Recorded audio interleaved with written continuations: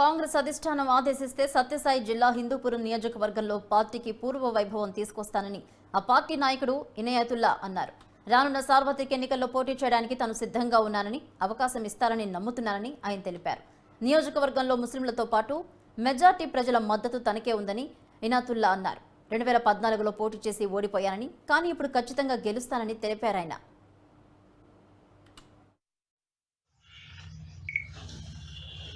హిందూపురం అభ్యర్థిగా కాంగ్రెస్లో form fill up చేసి నా అప్లికేషన్ పెట్టాను.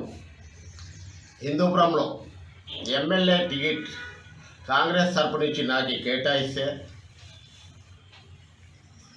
2014లో కాంగ్రెస్ నుంచి పోటీ చేసినాను. ఆ నమ్మకం అయితే నాకు గట్టిగా ఉంది. వీళ్ళకి నాకు కేటాయిస్తే ఈ కాంగ్రెస్కి వైభవం హిందూపురం నుంచే మొదలవుతుంది. నేనైతే పోరాడతా, ఘన విజయం సాధిస్తా. దీనికి ఎటువంటిది డౌట్ లేదు, సందేహం లేదు. హిందూపురం ప్రాంత ప్రజలు నా మీద విశ్వాసం చూపుతున్నా. ఈ సందర్భంలో నేను వెనకడుగు వేయను, నేను ముందుకు వెళ్తానని